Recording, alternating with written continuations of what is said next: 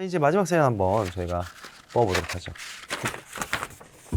부캐입니다. 아, 그래서 이게 여기 있군요. 네, 그렇습니다. 왜 있나 했어요. 오. 네. 제가 오늘 소개해드릴 사연이 부캐여서. 어, 꽃 좋아하세요? 굉장히 좋아하죠. 오. 예상 밖의 대답인가요? 아, 네. 그럼 이 꽃 이름이 뭔지 혹시 알고 계세요? 부캐꽃이요. 아, 자, 사실 저는 꽃을 좋아하기보다는 꽃이라는 이 상징을 좋아해요. 꽃이 주는. 네. 부캐 좋아하세요? 제가 뭐 딱히 뭐 좋아할 그런 것까지는 없지만 꽃 자체는 예쁘다고 생각하는 편인 것 같아요. 꽃 자체는. 네. 저는 이 부캐를 어디서 구해오신지 모르겠지만 작가님께서 진짜예요, 이거? 진짜예요. 생화. 오, 진짜네? 그럼. 뭔가 물감 냄새 나요. 꽃향기. 예, 꽃향기. 꽃향기 좋아하세요? 아니요. 전 저는- 즐깁니다. 저는 원래 맨날 맞는 게 꽃향기라서. 네. 꽃말 뭐 꽃말. 기억나는 거 있으세요? 뭐 장미, 사랑, 뭐 이런 거. 전 보라색 장미. 뭐죠? 그건 불완전한 사랑. 노란 장미, 질투. 노란색? 그런. 오. 약간 그런 꽃말이 저는 되게 흥미롭다? 안개꽃도 있잖아요. 뭐죠? 그죠? 안개로 사라져라. 좋아요. 개인적으로 좋아하는 꽃 있으세요? 저는 그거 국화. 파란 국화. 파란 꽃가. 네. 꽃말이 뭐예요? 파골대로. 또 이렇게 딱 얘기하니까 딱히 떠오르는 건 없네요. 만약에 선물 받으면 좀 기분 좋을 것 같은. 양귀비? 양귀비. 이번에 그 들꽃으로 양귀비가요. 꽃은 불법이 아니에요. 그죠? 네. 그 꽃이 그걸로- 예뻐가지고 그걸로 헛짓하니까 불법인 거예요. 시청자분들한테 여쭤봤는데 꽃양귀비라 그러더라고요. 양귀비 좋아하시는구나. 아니 이번에 되게 예쁘다고 생각했었어요. 저는 그 계란 후라이 꽃도 되게 좋아해요. 알아요. 그 하얀색에 노란색 들어가 있는 거. 네. 계란 귀여워. 후라이 꽃. 계란 후라이 있고 그거 조그만 해가지고 저는 선물 받았을 때 좋은 꽃은 빨간색 장미라고 생각해요. 사실. 네. 꽃길만 걸어라. 벚꽃 구경도 많이 가지 않았어요? 벚꽃을 구경을 많이 가기보다는 흉가 앞이 이제 벚꽃이 펴져 있는 경우가 있어요. 그러면은 맞아. 그게 가로등으로 인해서 이제 벚꽃이 막 바람 불어서 휘날리잖아요.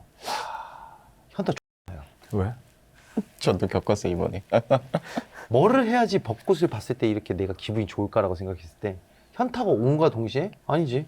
난 지금 내 일에 대해서 충분히 만족하고 있고 내 일을 하면서 이 아름다운 광경을 볼 수 있는 사람이야 라고 생각하고 그 현타가 또 사라지더라고요. 그래서 흉가 체험을 하고 방송이 끝나고 이제 나와요. 나오면서 또 이제 그 흉가 바깥에 이제 벚꽃이 팍 바람 불잖아요. 다시 한번 현타가 와요. 내가 뭐 한 거지? 형님도 지금은 괜찮지만 언젠간 저처럼 많이 무기력해질 거예요.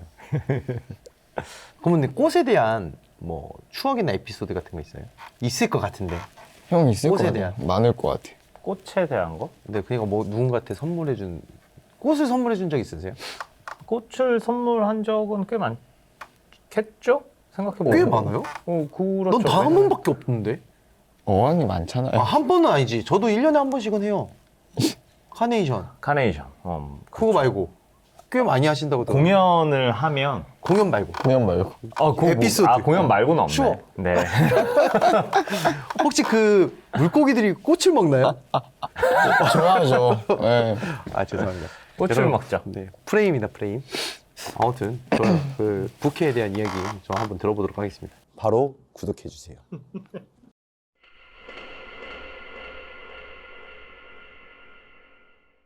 오늘 제가 소개해드릴 사연은 부캐입니다. 저에게는 친했던 중학교 동창생 2명이 있어요. 사회생활을 하면서 수많은 친구들과는 연이 끊겼지만 이 둘은 연락이 끊겼다가도 신기하게 다시 이어지곤 했었습니다. 그중 한 친구가 자주 잠수를 타곤 했어요. 그러다 보니 저와 다른 한 친구는 이 친구가 연락을 받지 않으면 잠수 기간인가 보다 하고 어련히 이해하기 시작했죠. 지금부터 자주 잠수를 타던 친구를 A, 그리고 다른 한 친구는 B라고 부를게요. A와 연락이 끊겼던 2년 동안 B는 좋은 남자를 소개받아 결혼을 앞두고 있었습니다. 저와 제 남자친구가 헤어지기 전까진 넷이서 더블 데이트도 많이 했어요. B는 중학생 때부터 인기가 꽤 좋았던 친구였어요. 외모도 귀여운 편이었지만 성격이 워낙 좋아서 누구에게나 가리지 않고 인기가 좋았습니다. 함께 다니면 어쩐지 제 어깨까지 올라가는 그런 친구였습니다. 그런데 어디서 어떻게 전해 들은 건지 오랜만에 A에게 연락이 왔어요. B가 결혼한다는 소식을 들었다며 오랜만에 얼굴도 보고 만나서 축하를 하고 싶다더라고요. 깜짝 파티를 해주고 싶으니까 B에겐 비밀로 하고 약속을 잡아달라고 했습니다. 저도 좋은 생각인 것 같아서 그러겠다고 했어요. 오랜만에 셋이 모여 놀 생각에 들뜨기까지 했죠. 그래서 최대한 좋은 곳, 맛있는 곳을 찾아 예약을 했습니다. 그리고 약속날, 저와 A가 먼저 만났어요. A는 품에 꽃을 한가득 안고 나타났습니다. 그런데 오랜만에 본 A는 어딘가 달라져 있었어요. 인상이 변했다고 해야 할까요? 처음에는 화장법과 옷차림이 변해서 그런가 싶었습니다. 제가 예약해둔 식당으로 이동하는 동안 정신을 차려보니 어째선지 저 혼자 떠들고 있더라고요. A는 제가 하는 말에 대답만 하는 정도였어요. 저는 순간 A의 기분이 안 좋나 하는 생각이 들어 힐끔 쳐다보았습니다. 표정이 없는 하얀 얼굴. 그러고 보니 A는 조금 창백해 보였어요. 근데 A야, 혹시 너 컨디션 안 좋아? 응? 아니, 나 괜찮은데? 아니, 그럼 다행인데 말도 별로 없고 얼굴도 창백해 보여서. 몸 안 좋으면 꼭 말해. 넌 예나 지금이나 걱정도 참 많다. 괜찮거든? 톡 쏘아 붙이는 것 같은 말투에 순간 기분이 상했지만 전 애써 웃어넘겼습니다. 몸이 안 좋은데 기껏 오랜만에 잡은 약속이라 무리하나 보다 넘겨 짚어가며 이해해 보려고 했어요. 조금 어색해진 분위기를 풀어보려고 저는 A의 품에 안긴 꽃다발을 보며 다른 주제로 말을 넘겼습니다. 안개 꽃다발에 노란 백합이 한가득이었어요. 향이 어찌나 강한지 사실 머리가 조금 아플 정도였습니다. 이렇게 큰 꽃다발 처음 봐. 비도 받으면 너무 좋아하겠다. 근데 요즘 꽃 비싸지 않아? 나 꽃집 해. 어? 언제부터? 야야, 진작 말하지. 오픈할 때 불렀으면 너한테 화분 몇 개 샀을 텐데. 미안. 근데 너한테는 딱히 의도가 없어. 꽃을 팔 의도가 없다는 건가? 그런데 대화를 하면 할수록 제 기분만 상하더라고요. 결국 예약한 식당에 도착하기 전까지 저도 입을 다물고 말았습니다. 한참을 대화 없이 길을 걸었던 것 같아요.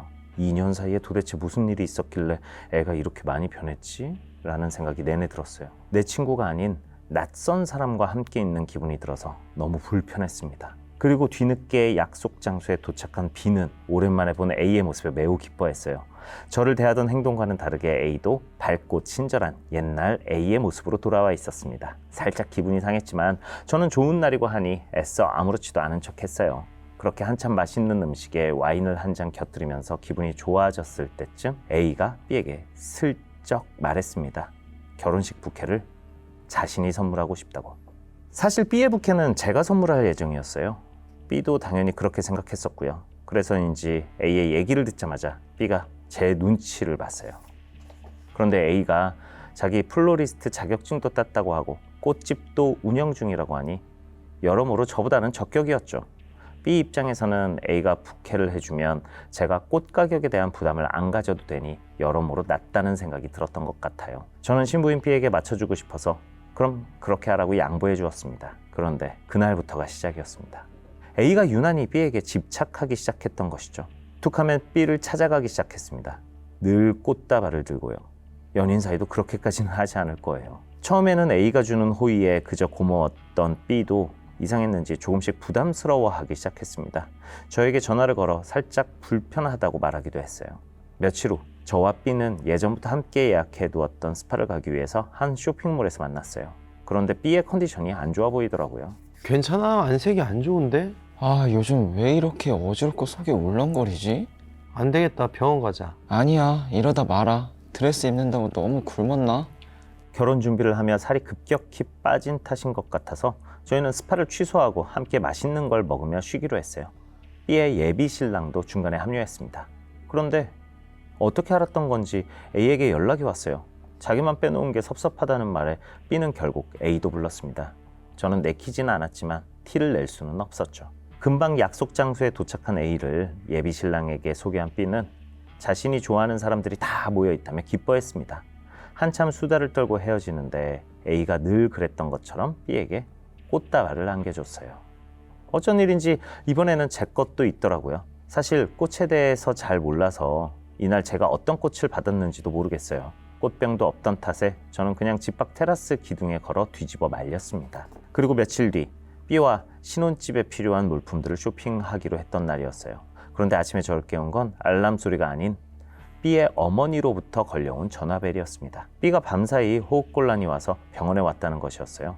저는 깜짝 놀라 바로 병원으로 가겠다고 했지만 이제 막 안정을 찾았고 곧 태어날 것 같으니 걱정 말고 오늘 만나기로 한 약속을 며칠 미루자는 말을 대신 전해주셨어요. 아무래도 내일 B를 찾아가 봐야겠다는 생각을 했습니다. 어쩐지 요즘 B의 건강이 부쩍 나빠진 것 같아 걱정이 됐어요. 그렇게 약속이 취소돼 집에서 쉬고 있던 때 A에게 전화가 걸려왔습니다. 얘가 나한테 왜? 라는 생각이 가장 먼저 들었지만 곧 B가 아픈 걸 들었나 보다 했어요. 그런데 A가 제게 B에 대해 묻는 게 아니라 고민이 있어 만나고 싶다는 말을 했어요. 전 나가기가 귀찮았지만 알겠다고 했습니다. 그리고 식사를 하며 털어놓는 A의 고민은 생각보다 절 심란하게 만들었어요. B의 예비 신랑이 A에게 B 몰래 만나고 싶다며 연락을 했다는 겁니다. 물론 그 만남은 데이트의 의미였죠.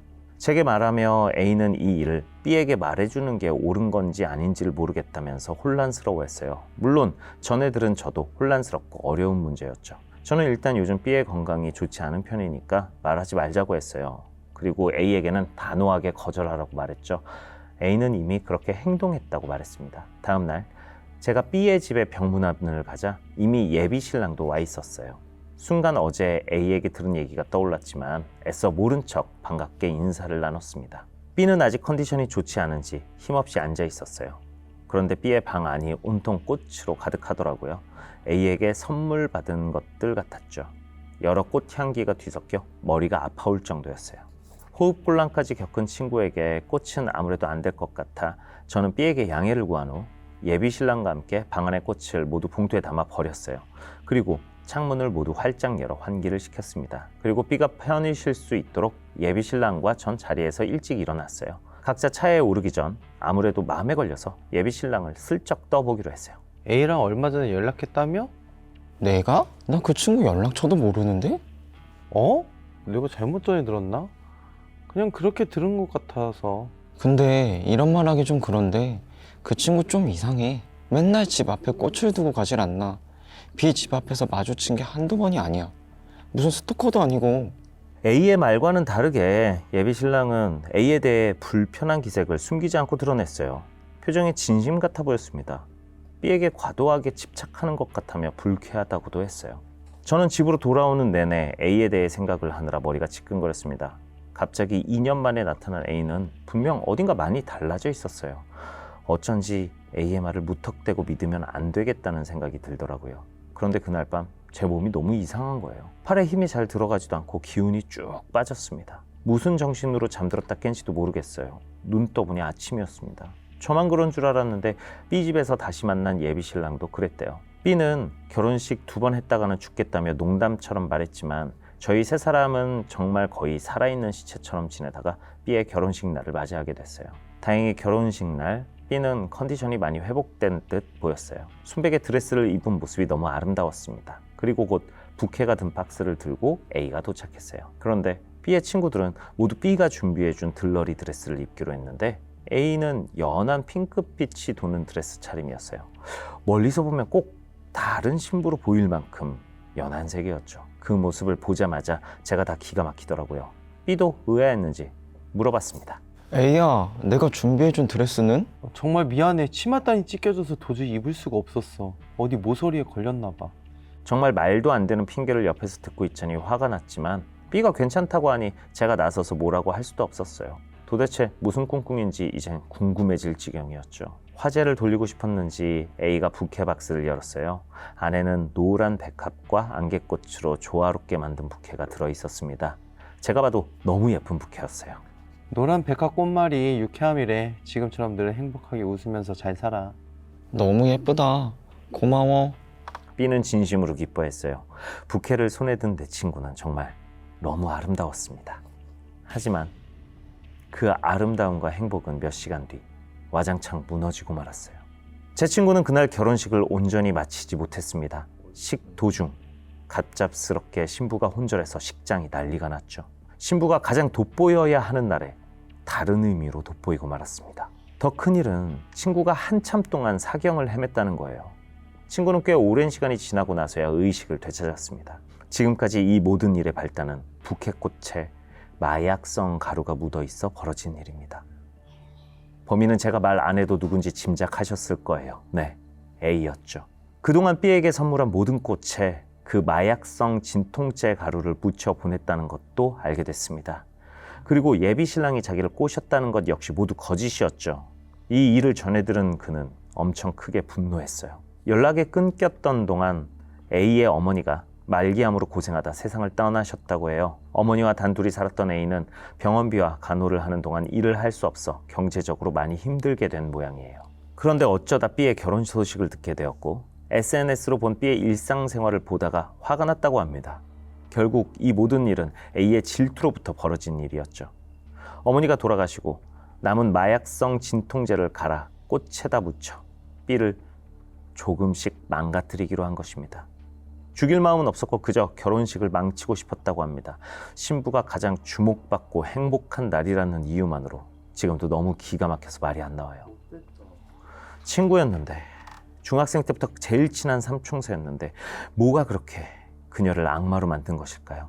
알고 보니 노란 백합의 꽃말에는 유쾌함, 행복 말고도 감춰진 반대의 의미가 있다고 합니다. 거짓과 저주. B는 이때의 충격으로 사람에 대한 공포심이 생겼어요. 대인공포증이 생겨 현재도 힘들어하는 중입니다. 제 친구의 이 어두운 그림자를 다시 없애줄 방법이 없을까요?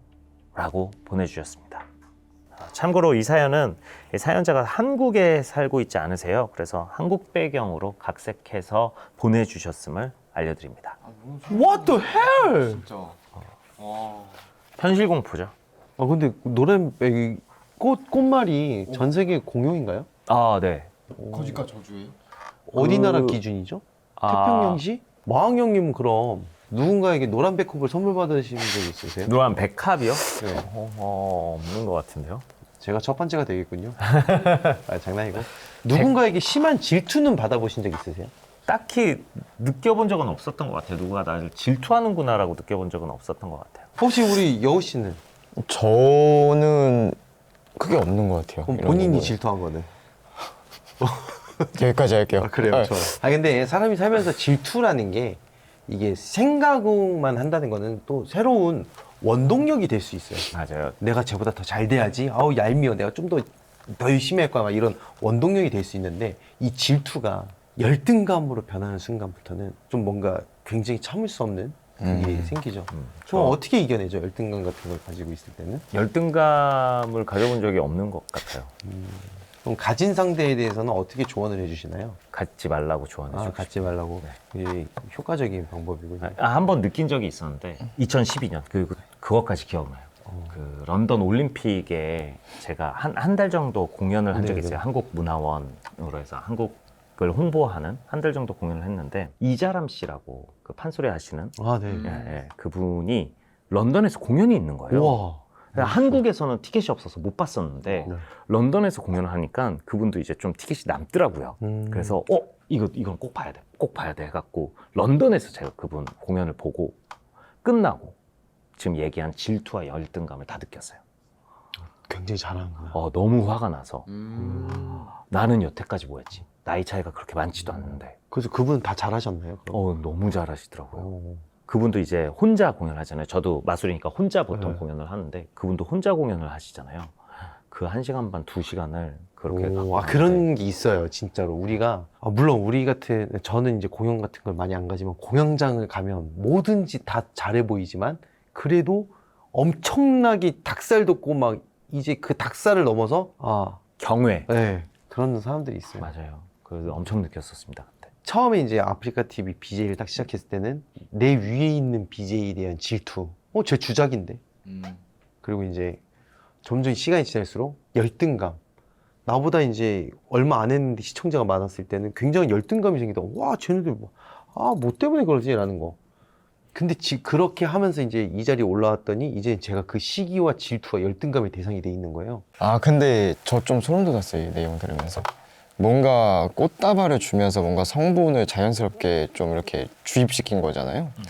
근데 제가 불과 1년 전까지만 해도 스토커한테 시달렸을 때 집 앞에 그 국화꽃인가요? 장례식장에 가는 꽃이 집 앞에 이제 퇴근하고 가면 항상 한 송이씩 문 앞에 딱 놓여 있었어요. 저희 집 앞에. 뭔가 죽으라고 하는 것처럼 갑자기 그게 딱 생각이 나더라고.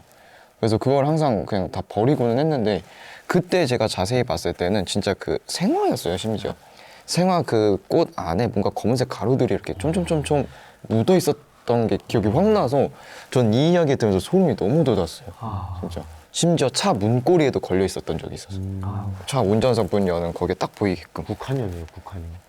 사고 나라 또는 죽어라 이런 느낌이 굉장히 많이 받았었어요. 만약 내 가장 오랜 친구가 이런 일을 벌인다면 이제 입장 바꿔서 했을 때라면은 형님은 어떻게 하실 거예요? 형님의 결혼식장을 망쳤어요. 근데 제가 친구라고 정말로 생각한다면 저는 뭐 나를 해하지 않을 거야 그죠. 라고 생각하는 편이 아니에요. 아, 친구도 언제든 나를 할 수 있다. 그러니까는 약간 비즈니스적인. 나를 해하지 않을 테니까 내 친구야가 아니라 네. 나를 해도 괜찮으니까 내 친구야 음. 라고 생각하는 편인 것 같아요. 그럼 뭐 친구가 그렇게 했어요. 형님이 쓰러졌어요. 무릎 꿇고 친구가 미안하다. 내가 질투심에 눈에 멀었다. 사실대로 얘기하고 그래 괜찮아. 내가 3일 뒤에 다시 결혼하면 돼. 근데 그때 또 형이 또 쓰러졌는데 친구가 진짜 미안해. 또 자기가 못 참고 내가 생각해보니까 너무 화가 났어. 진짜 미안해. 그래서 알았어. 이번엔 결혼식장 오지 마 했는데 3일 뒤에 다시 했는데 또 쓰러져 있는 거예요. 그래서 친구가 미안해. 또 이러면 이것도 괜찮으시다는 거예요? 그 친구로서는 용서하겠죠. 하지만 법의 처벌은 받겠죠. 뭐야 너무 잔인해. 왜요? 우린 친구들하고 싸우더라도 법적인 건 안 하고 그냥 친구들한테 그냥 경질하고 마는데. 아니 죽이려고 3번 했는데 그래서 기절만 시킨 거 있었죠. 법. 그러면 괜찮아요? 그거는? 아니 그 생각해 명탕전 코난 보면 그럼 다 용서합니다. 네. 법적으로 처벌은 제가 어떻게 할 수는 없겠지만 네네. 저는 뭐 마음으로는 친구인데 다 용서하죠. 그렇죠. 꼭 용서해 주셔야 돼요. 야, 그 눈 뭐야? 이거 다시 보여줘요. 편집자님 눈 확대 좀 다시 해주세요. 저는 못 참을 것 같습니다. 왜요? 저를 담그려고 했기 때문에 이거는 있을 수가 없는 일인 것이거든요. 그렇죠. 이런 식으로 가야죠. 네. 저 같은 경우에 그런 일이 발생하잖아요. 와 이거는 그냥 저는 결혼식을 안 할 것 같아요. 그냥 둘이서만. 사실 저는 저에 대한 친구 가치관은 그거예요. 내가 좋아하는 사람. 물론 그 친구도 나를 좋아해서 친구가 될 수 있지만은 뭐 뭔가 같은 공통사를 가진 친구들이라고 생각을 해요. 그러니까 내가 이 친구를 좋아하게 된 이유는 나하고 같이 말이 통하니까. 좀 그런 친구들이거든요. 근데 만약에 제가 이제 결혼식장에 그 친구들을 초대했다고 하면은 아마 저하고 같은 관심사이기 때문에 제가 기절할 걸 다 알고 있지 않을까. 그래서 방어하지 않을까. 그래서 그 친구들을 좀 많이 놀래켜주고 싶어요. 그러면 만약에 우리가 이제 이런 일이 벌어지지 않기 위해서는 어떠한 아름다운 올바른 생활 방법이 있을까요? 그 친구들한테 SNS에 SNS를 안 하는 거 하지 맙시다. 자랑하지 나 사랑 안 하면 뭐 이런 일이 있나? 뭐 나 결혼한다니, 뭐 가방 샀다니. 그 인스타그램의 특징 아닌가요? 이게 시초거든요. 이거 보고 또 좀 뭐 자랑하는 타입이세요? 저는 자랑은 안 합니다. 약간 제가 볼 때는 여우 씨의 인스타그램 그냥 피해 호소하는데요. 네. 힘들어. 피해 호소입니다. 네. 형님은 인스타그램 어떻게 쓰세요? 저 뭐 축구하는 전형적인 이제 동네 동네요? 동네 이제 형인데 이제 나이가 들어서 아저씨. 아저씨. 그 민방위들 있잖아요. 지금 꽃 사진 안 올리는 게 어디예요? 아니 프로필만 꽃으로 안 바꾸면 돼요, 형님. 네.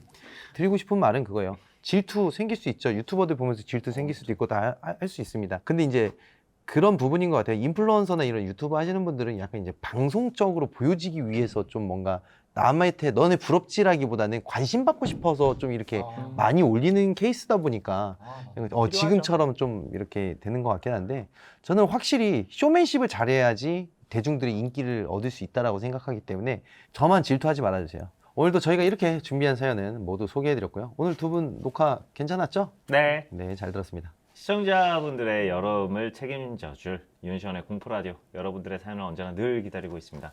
이 하단의 이메일 주소로 여러분들이 겪었던 일들 중에 가장 미스터리했거나 무서웠던 이야기를 적어서 연락처와 함께 보내주시면 저희가 연락을 드리고 또 사연을 읽어드리도록 하겠습니다. 자, 그럼 윤시원의 공포라디오 이쯤에서 마무리하고 다음 주에 또 인사드리도록 하겠습니다. 감사합니다. 고맙습니다. 고생하셨습니다. 감사합니다. 수고하셨습니다. 네, 수고하셨습니다. 네.